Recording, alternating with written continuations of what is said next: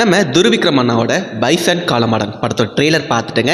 அந்த ட்ரெய்லர் பார்த்த உடனே எனக்கு என்ன தோணுச்சு, அதாவது என்னோட ஒரு கருத்தை உங்களுக்கு ஷேர் பண்ணுறேன் வாங்க.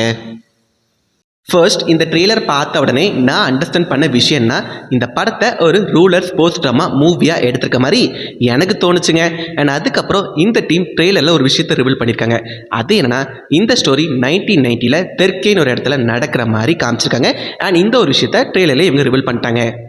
அண்ட் நெக்ஸ்ட் இந்த ட்ரெய்லர் பார்த்த உடனே நான் ப்ரெடிக்ட் பண்ண ஒன்லைன் ஸ்டோரி என்னன்னா, நம்ம துருவிக்ரம் அண்ணாக்கு சின்ன வயசுலேருந்து கபடினா ரொம்ப பிடிக்குங்க. அந்த கபடியில் ஏதாவது சாதிக்கணும்னு சொல்லி ஒரு கனவோட தான் நம்ம துருவிக்ரம் அண்ணா இருக்காங்க. பட் இவரோட அப்பாவான நம்ம பசுபதி சாருக்கு நம்ம துருவிக்ரம் அண்ணா கபடி விளையாடுறது பிடிக்க மாட்டேங்கி. ஏன்னா அவர் கபடி விளாண்டு அவர் ஃபியூச்சர் பாதிச்சிருமோ சொல்லி நம்ம பசுபதி சார் ஒரு பயத்தோடு தான் இருக்கார். அதனாலே நம்ம துருவிக்ரம் அண்ணாவை கபடி விளையாட போகாதான் சொல்கிறாரு. பட் அவர் பேச்செல்லாம் கேட்காம நம்ம துருவிக்ரம் அண்ணா கபடி விளையாட போக அந்த கபடினால ஒரு பிரச்சனை வர, அந்த பிரச்சனை அண்ட் இதெல்லாம் தாண்டி ஃபைனலாக நம்ம துருவிக்ரம் அண்ணா அவர் நினச்ச மாதிரி கபடியில் சாதிச்சாரா இல்லையா, இந்த விஷயத்தெல்லாம் சேர்த்து சொல்கிற ஒரு படம் தான் பைசன் காலமாடன். நான் ஆல்ரெடி ஒரு டிஸ்க்ளைமர் கொடுத்துட்டேன். அது என்னன்னா, இது நான் ப்ரெடிக்ட் பண்ண ஒன்லைன் ஸ்டோரிங்க. மேபி நீங்கள் ஸ்க்ரீனில் வேறு ஒரு ஸ்டோரி கூட பார்க்கலாம். ஓகே.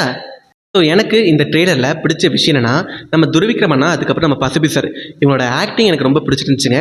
குறிப்பாக துருவிக்ரம் அண்ணா இந்த படத்துக்கு எவ்வளோ எஃபர்ட் போட்டு நடிச்சிருக்காருன்னு இந்த ட்ரெய்லர் பார்க்கும்போது நான் புரிஞ்சுக்கிட்டேன். கண்டிப்பாக அவருக்கு ஒரு கம்பேக் படமாக இருக்குங்கிறது என்னோட ஒரு கருத்து. அண்ட் அதே மாதிரி நம்ம பசுபதி சார் அவருமே அவரோட கேரக்டரை லெஃப்ட் ஹேண்டில் பண்ணியிருக்காரு இந்த ட்ரெய்லர் பார்க்கும்போது நான் புரிஞ்சுக்கிட்டேங்க.